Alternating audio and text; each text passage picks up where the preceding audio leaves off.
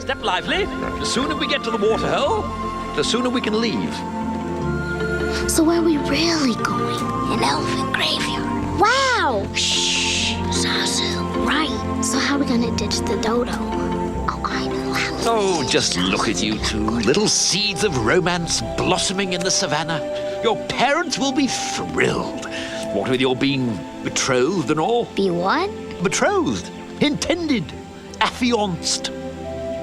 Meaning? One day you two are going to be married. Yuck! Ew. I can't marry her. She's my friend. Yeah, it'd be too weird. Oh, sorry to bust your bubble, but you two turtle doves have no choice. It's a tradition going back generations. Well, when I'm king, that'll be the first thing to go. Not so long as I'm around. Well, in that case, you're fired. Nice try, but only the king can do that. Well, he's the future king. Yeah. So you have to do what I tell you. Not yet, I don't. And with an attitude like that, I'm afraid you're shaping up to be a pretty pathetic king indeed. Not the way I see it. I'm gonna be a mighty king, so enemies beware. Well, I've never seen a king or beast with quite so little hair. I'm gonna be the main event, like no king was before. I'm brushing up on looking down. I'm working on my roar. Thus far, rather uninspiring thing. Oh, I just can't wait to be king. Well, hello, everybody. Welcome to worship. Moms and dads, you are welcome. Your kid paid attention in church for 90 seconds. How about that? We are celebrating the triumphal entry of Jesus into Jerusalem this weekend. Jesus and his disciples were headed to that holy city to celebrate the Passover festival. And so faithful Jewish people from all over the known world would have been making their way to Jerusalem. This was the highest, the holiest, the most celebratory of all of the week-long festivals that they would celebrate annually as faithful people who worship God. And so Jesus and his disciples are on their way to Jerusalem for that festival, and the crowds start lining the streets. Hundreds and thousands of people chanting, Hosanna, hail to the King of Israel. Hail to the King of Israel. Simba, the Lion King, just can't wait to be king, can't wait to be able to tell people, here's what you can do, here's what you can't do. I want to get rid of the rules that Simba doesn't like and add rules that will benefit Simba. I don't know if you were paying close attention to the lyrics, but one of the things Simba sang there was, I'm brushing up on looking down. And I think for a lot of us, when we start thinking about the monarchy, we start thinking about kings and kingdoms, that's one of the places where we just kind of quickly go is they think they're so much better than everybody else, these royalty. And they're looking down on their loyal subjects from their throne. And I just kind of wonder if that's our primary filter or understanding of kings and kingdoms, why in the world would anybody want to have a king to begin with? But if you look throughout human history, generation after generation, people clamor for a king. They love the royalty. It even happens to God's people. About a month ago, we were looking at the wilderness wanderings, where Moses is leading the people of Israel out of slavery in Egypt. They're making their way to the promised land, and the Bible has a lot of really important details and information about things that happen in those 40 years. But there's so much there that sometimes we miss out or we overlook important details. So I want to dig into something that you may not remember from your reading of the book of Deuteronomy. Everybody remembers Deuteronomy, right? It's like the most favorite. No, it's the second favorite book of the Bible right after Numbers. If you have your Bible or Bible app, open up to Deuteronomy chapter 17. And Deuteronomy, this is at the end of these 40 years. Moses, he's just about to die. Remember, Moses does not get to enter the promised land with the rest of the people. Joshua is the one who actually leads them into the promised land. And so Moses is taking time to look back and to help the people remember this is who God is. This is what God has done. This is how God has been with us, been faithful and good to us over these last 40 years. But in the middle of chapter 17, Moses changes direction and he looks forward. And he talks a little bit about something that might happen in the future when the people make it into the promised land. And I'll pick it up starting in verse 14. You are about to enter the land the Lord your God is giving you. When you take it over and settle there, you may think, we should select a king to rule over us like the other nations around us. So remember, for 40 years, the people have not had a king, they've had God. God led them, God fed them, God cared for them, God protected them, God saved them, rescued them. And now here's Moses saying, a day might come in the future when you no longer want God to do that for you. And when that day comes, it actually comes in 1 Samuel chapter 8, if you want to look at that later. 1 Samuel chapter 8, the people go to the prophet Samuel and say, hey, can we have a king like everybody else? So Moses says when that day comes, here's the kind of king you should be looking for. Verse 16, the king must not build up a large stable of horses for himself. Verse 17, the king must not take many wives for himself. He must not accumulate large amounts of wealth in silver and gold for himself. When he sits on his throne as king, he must copy for himself this body of instruction on a scroll in the presence of the Levitical priests. He must always keep that copy with him and read it daily as long as he lives. And then finally, verse 20, this regular reading will prevent the king from becoming proud and acting as if he is above his fellow citizens. So that's pretty clear, pretty straightforward instruction from Moses. Here's what you should be looking for when you ask God to give you a king. And then we get a couple of books, 1st and 2nd Kings, that tell us the history of the kings of the nation of Israel. A couple of weeks ago, we looked at the story of David and Goliath.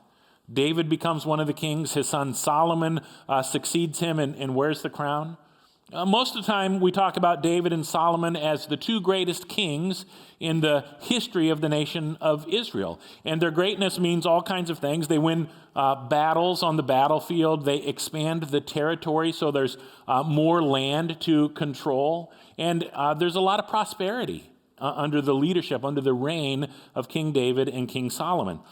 Solomon, his reign, sometimes the biblical writers talk about it, Solomon's splendor. Solomon's splendor. And we read about it in 1 Kings chapter 10. I'll start in verse 14.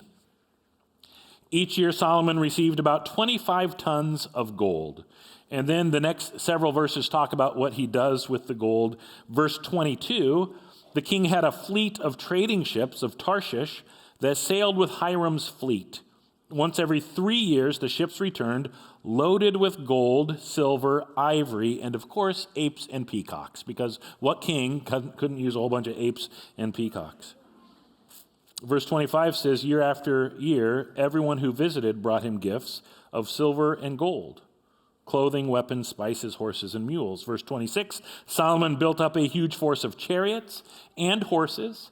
He had 1,400 chariots and 12,000 horses. This is kind of the military industrial complex of King Solomon's reign. You skip to chapter 11, verse 1. Now King Solomon loved many foreign women. Besides Pharaoh's daughters, he married women from Moab, Ammon, Edom, Sidon, and from among the Hittites. And verse 3 says, he had 700 wives of royal birth and 300 concubines. Exactly the opposite of what Moses says in Deuteronomy 17. Solomon accumulates silver and gold and horses and wives. Why does he do that? He forgot the fourth thing that Moses mentioned. Write a copy of the book of the law, the book of the covenant, and read it daily. That was not happening under Solomon's reign, and we know it was not happening because of what we read later on in the history of the kings. In the second book of Kings, 2 Kings chapter 22 and 23, we read about the reign of King Josiah. Any 8-year-olds in the room? Anybody 8 years old? Maybe you're close to being 8 years old, or you remember what it was like to be 8 years old. Josiah becomes the king when he was 8 years old.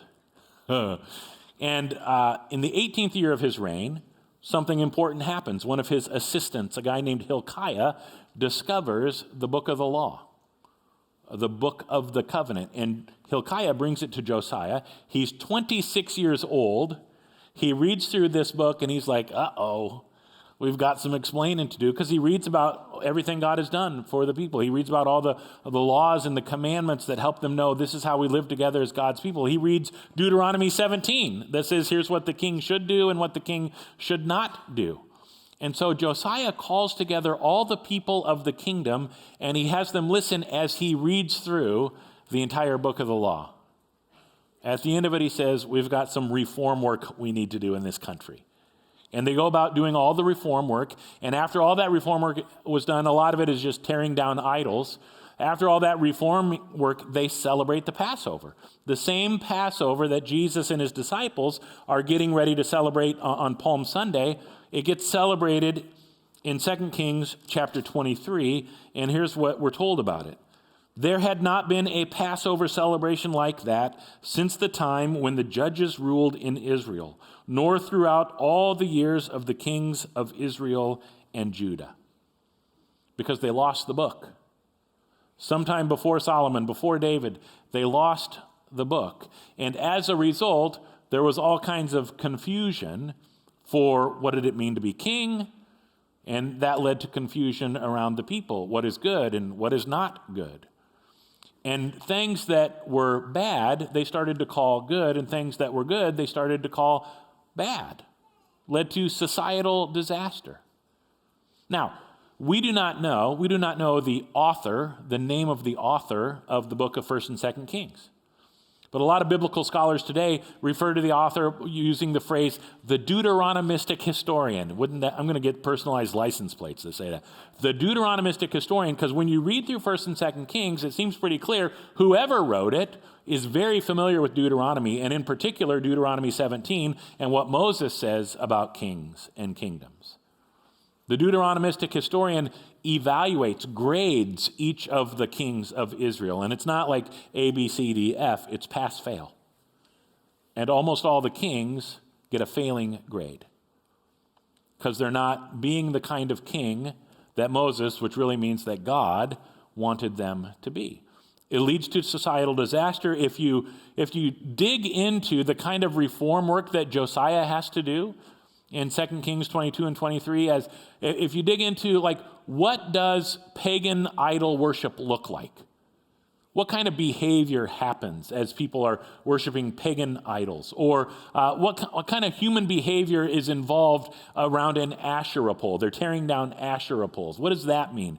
If you dig into that and research it, you would say it's societal disaster. Detestable, despicable practices. And so there's confusion around what's good and what's bad. And the reality is, in every generation, we have to think about and talk about what is good and what is bad, particularly as it relates to power, people in positions of power, kings and kingdoms. What does it look like to use power in good ways? What does it look like to use power in bad ways? And so we want to talk about how does that play out in our day.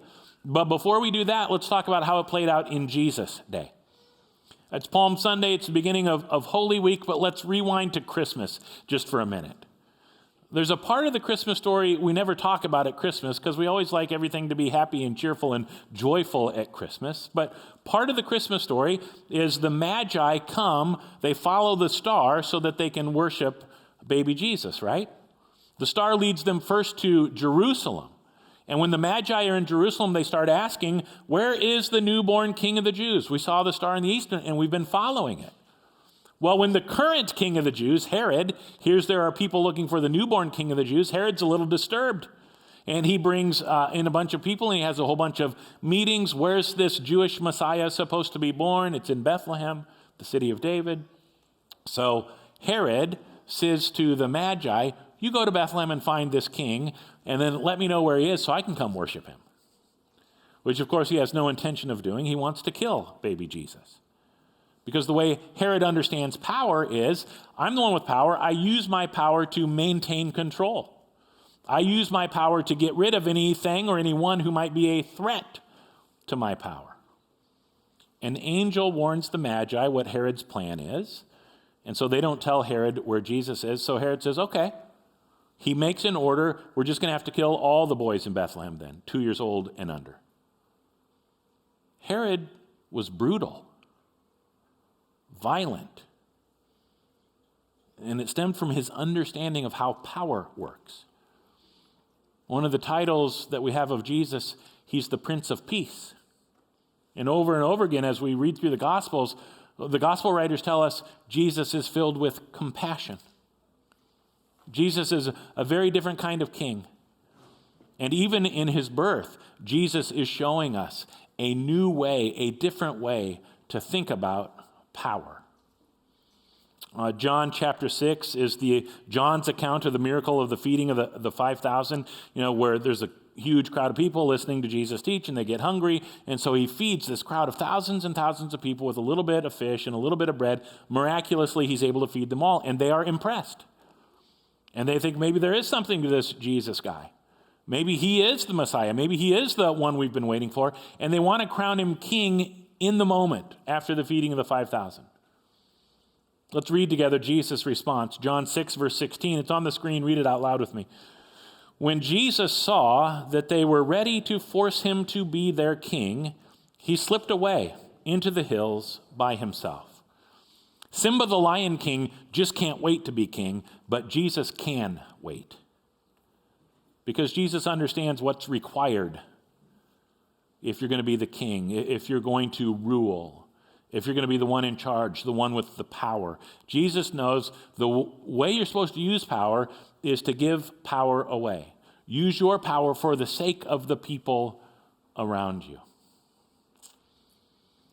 The triumphal entry into Jerusalem, Palm Sunday in Mark's gospel, is recorded in chapter 11, which of course means chapter 10 is the chapter leading up to Palm Sunday.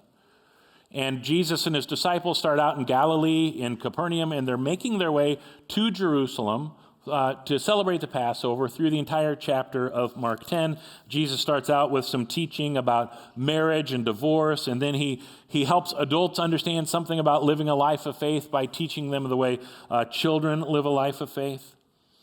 There's this conversation, this very important conversation that Jesus has with the guy we know as the rich young ruler.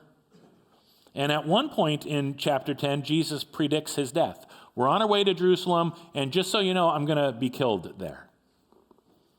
And as they're walking along, a couple of Jesus' disciples come up to him at one point, James and John, a couple brothers. And remember, they've been following Jesus for 3 years at this point. They were there at the feeding of the 5,000.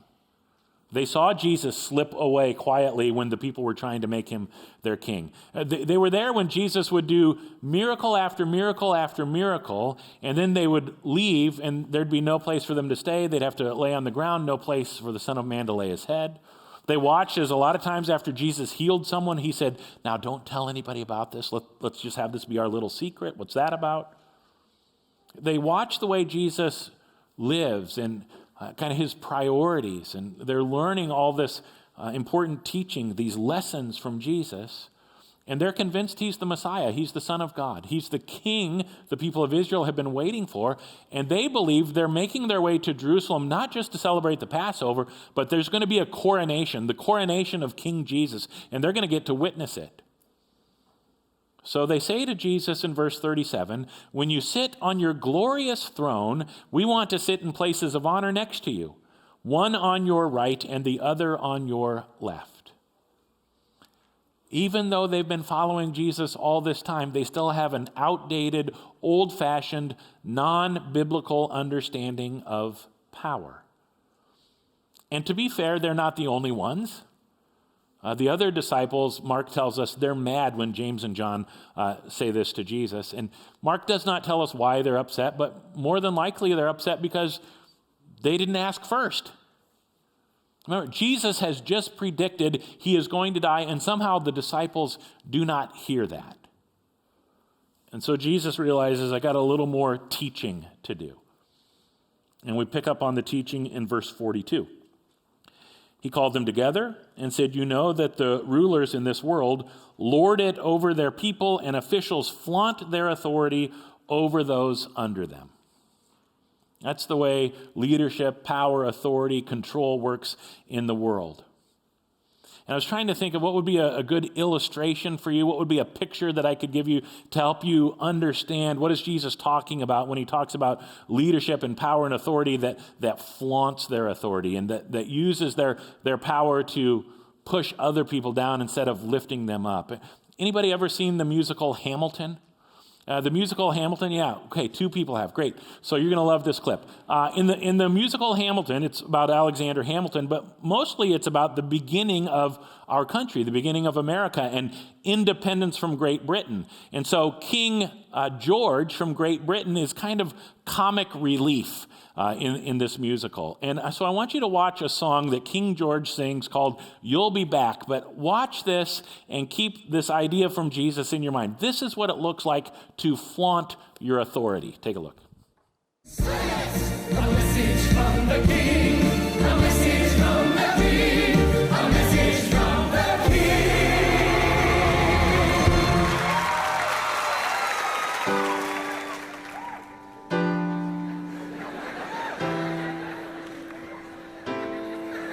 You say the price of my love's not a price that you're willing to pay.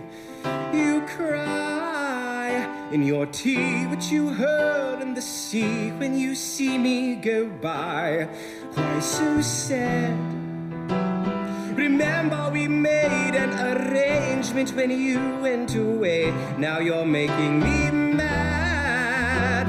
Remember, despite our estrangement, I'm your man. You'll be back, soon you'll see. You'll remember you belong to me. You'll be back, time will tell. You'll remember that I served you well. Oceans rise, empires fall. We have seen each other through it all.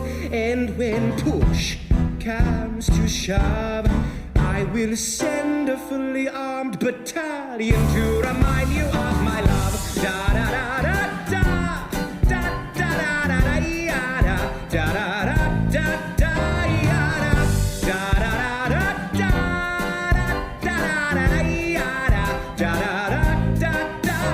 You say our love is draining and you can't go. You'll be the one complaining when I am gone.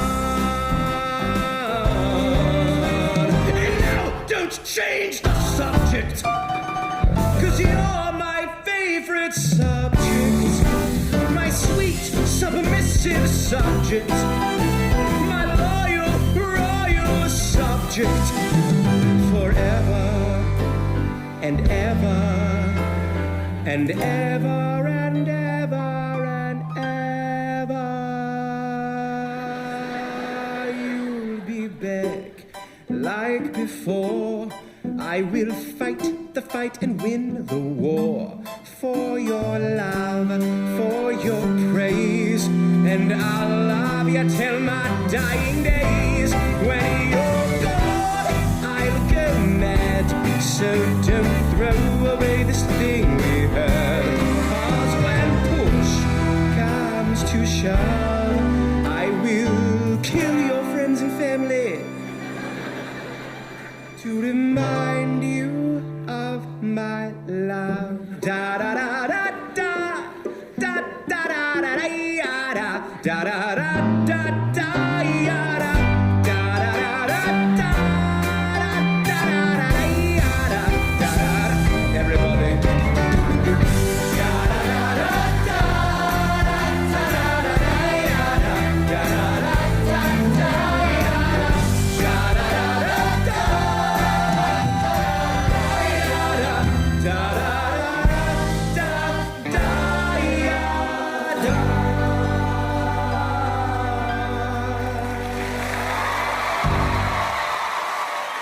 And that's what it looks like to flaunt your authority. And there's something about us as human beings, when we get even the tiniest amount of authority and control, and we're in charge of whatever tiny little kingdom we think we're in charge of, there is a great temptation for us to move in the direction of King George and to think about power the way he thinks about power. It's the way the world works. And Jesus is really clear, my kingdom is not of this world. But among you it will be different, Jesus says. And make no mistake, Jesus knows a lot about power. He actually likes power. After his death and resurrection, at the end of Matthew, we call it the Great Commission, Jesus gathers his disciples together and he says, all authority, all power in heaven and on earth has been given to me. Therefore you go and you make disciples of all nations and you build my kingdom on earth. Jesus empowers the church to build his kingdom. Same thing happens at the beginning of Acts. You'll receive power when the Holy Spirit comes upon you. And the Greek word that gets translated power, it's the root word for our English word dynamite. It is this dynamic, supernatural power that Jesus gives to the church. He's got all the power in heaven and on earth, and he gives it to us, his followers, to build his kingdom on earth. But anytime we talk about the power that Jesus gives to the church, the power that Jesus gives to his followers, we have to talk about it in stark contrast to the way the world understands power. But among you, it will be different, Jesus says. What's going to be different about it? Keep reading in Mark chapter 10, verse 43. Whoever wants to be a leader among you must be your servant, and whoever wants to be first among you must be the slave of everyone else. For even the Son of Man came not to be served, but to serve others, and to give his life as a ransom for many. What does Jesus want us to do with the power that he gives to us? He wants us to give it away for the sake of the people around us.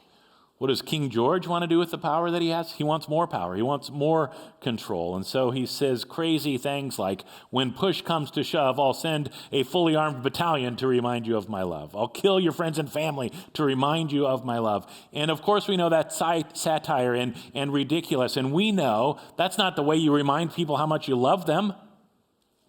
And yet again, there's something about human nature.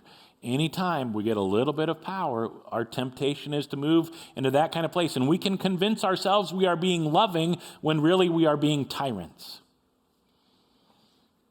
Which is, of course, interesting to talk about, philosophically, theologically, in theory. This is what biblical power kind of means and looks like and how you use it. But how do we make this practical?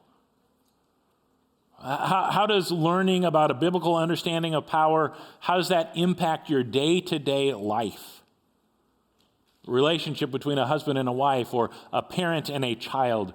When you're in conflict with friends or co-workers, can a biblical understanding of power help you in a moment-to-moment kind of basis? I was talking with my wife, Wendy, about this, and Wendy said, don't you think there's a connection between compassion and power? And I think absolutely there is.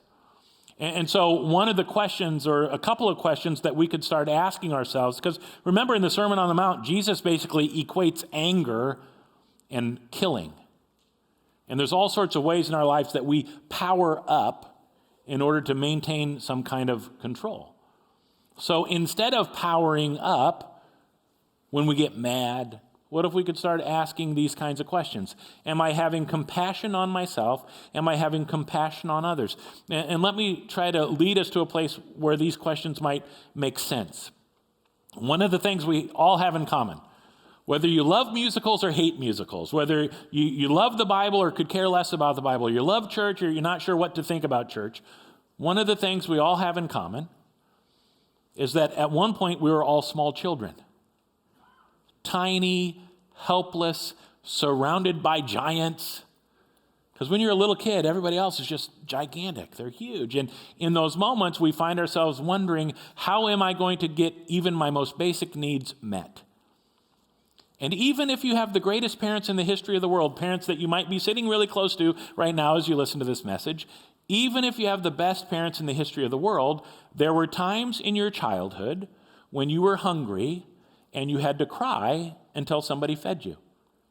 Or you were scared and you had to cry until somebody comforted you. Now, please don't misunderstand me. I'm not suggesting The only good parents are parents whose children never cry, because that would be impossible and ridiculous. I am suggesting this. None of us, it's another thing we all have in common, none of us get out of childhood without needing healing. None of us get out of childhood without needing some kind of healing, because in the moments, whether it's a couple of seconds or a couple of minutes, in those moments when we're crying, waiting for someone to feed us or waiting for someone to comfort us, something gets hardwired inside of us, and it is doubt. Doubt that I will get my needs met in the right way and at the right time. And this is where we start to see the connection between compassion and power. Because it turns out babies are pretty powerful. And the power that babies have is the power of crying. And babies will wield that power with great effectiveness in order to get what they need, in order to get what they want. And there's nothing wrong with that. That's natural. It's how it's supposed to work. It also means that a lesson we all learn in childhood is, in order for me to get my needs met, I have to exert my power. It's up to me to make sure my needs are being met. And I will exert whatever influence, power, authority I have at my disposal in order to get my needs met. Which is fine and dandy if you're an infant or a toddler. But hopefully you can see that the older we get, there gets to a point where it's pretty unhealthy for a 49-year-old guy to say, I'm going to exert whatever power, influence, authority I have at my disposal to get what I want. A lot of us transition from childhood to adulthood with the mindset that says, when my needs are not being met, I will exert my power.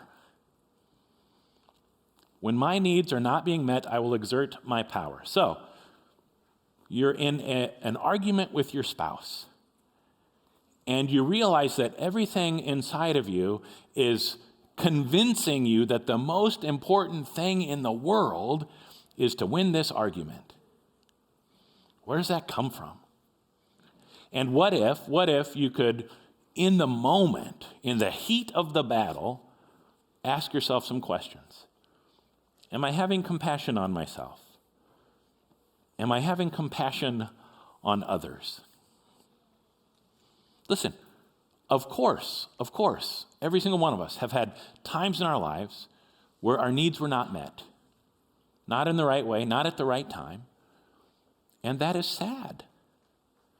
It hurts, it's painful. Externally, internally, creates a lot of pain. And so you need to have compassion on yourself when you're feeling that pain well up inside you, but you're taking it out on your spouse instead. Am I having compassion on myself? Am I having compassion on others? What about a parent-child relationship? This never happens in our house, but it might happen in some of your homes where the children do not do what the parents have asked them to do. And the older your kids get, the better they get with like logic and reason, and they'll start to ask why? And what if instead of saying, because I said so, that's why, what if we could, in the moment, learn to ask these kinds of questions? Am I having compassion on myself? Am I having compassion on others? What do I mean by this? So if a baby is crying because they're hungry, we don't think they're naughty. We don't think they're belligerent. They're monsters. We think, oh, they have a need, and I, the adult, the parent, I have the power to meet that need. And I'm going to use my power for their sake. What about if it's an 8-year-old? What about if it's a teenager? Is it possible? Is it possible the same reality is going? They're not being naughty or belligerent or monsters. They have a need that's not being met. And parents, the adult in the room, has the power to meet that need. And instead of powering up and using my power to maintain my kingdom, to maintain control, what if we start to dig in? And am I having compassion on myself? Am I having compassion on others? And parents, again, make sure you're asking the am I having compassion on myself question, because a lot of times when your kids aren't doing what you want them to do, the message you start to believe is, I'm the worst parent in the history of the world. Have compassion on yourself and others. And as we do this, as we learn to ask these questions, like if you really got serious and started to do this, most of the time it'll be several days later that you'll get to these questions. But the longer you try to practice this, that distance, that gap will shorten, and you might even get to the place eventually where you're able to ask these questions in the heat of the moment. And if we did that, I absolutely believe it would be a game changer. It would help to move us down the path where we understand and use power the way Jesus understands and uses power. As we get ready to close, I want to show you a clip from a movie called The Passion of the Christ. So this is after Jesus has been arrested in the garden, and they bring him to face trial. He has to stand in front of the Jewish religious council. Jesus predicted all this would happen. I didn't come to be served, but to serve, to give my life away. It's great power. Jesus doesn't use his power to save himself. He uses his power to save the world. So as you watch this scene, all I really want you to be watching for is, who do you think is the most powerful character in this scene? Take a look. Besuring Dimitrash Shalemot. Hu Yeshua, Maragasha, Din Zalet. Anti Yeshuansa. Amrin Diant Malka. Hey Malkutak. Min Mandi Malkinate. Anachli. Antabar Nagar Yetia. Ameranash Diant Eliahu. Baramku al Shamagia Birku alach. Lama la temar divrat. Shillafak. It blalach na. Ma elna amer. Hey keachlach.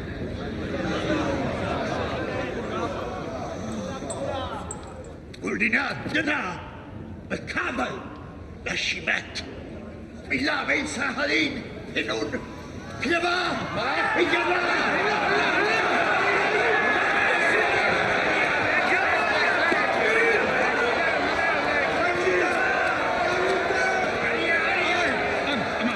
من تايم كهلدنا وبيك بالليل فاي هم ببارا خراي ديك خلدنا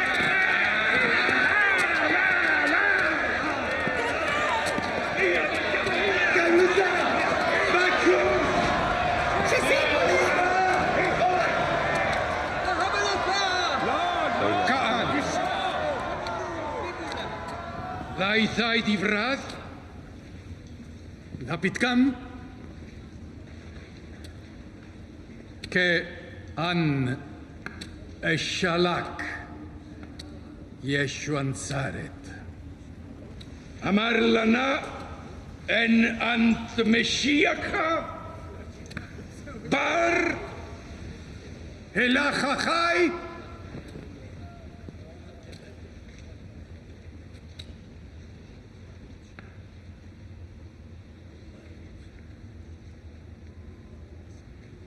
Ehueana. Takson barnash yetheu bahimin chayil. Yetheu ba'ananesh.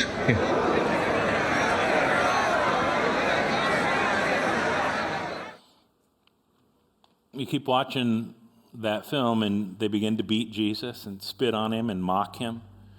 And Peter's there from a distance watching it all happen. Eventually, the crowd recognizes Jesus. Hey, aren't you one of his followers? Don't you know Jesus? And 3 times, Peter denies, turns his back on Jesus. And in what I think is a really great piece of filmmaking, the 3rd time Peter denies Jesus, they knock Jesus to the ground. And beaten and bloodied and on the ground, Jesus makes eye contact with Peter. There's not condemnation in Jesus' eyes, there's compassion in his eyes. And I wonder if what he's trying to communicate to Peter in that moment is, you'll be back like before. I will fight the fight and win the war for your love, for your praise, and I will love you till my dying days. King George sings that, and it's ridiculous. But from the lips of King Jesus, completely different story. Those words are life and hope and grace and power. It's Palm Sunday. It's the triumphal entry into Jerusalem. Jesus wins a victory for us over sin and death, but he wages war using weapons that the world would never use. Jesus' way is different. Jesus' way is better. Jesus' way is more powerful because he's the King of Kings and he's the Lord of Lords. So let's stand and let's sing praise to him right now.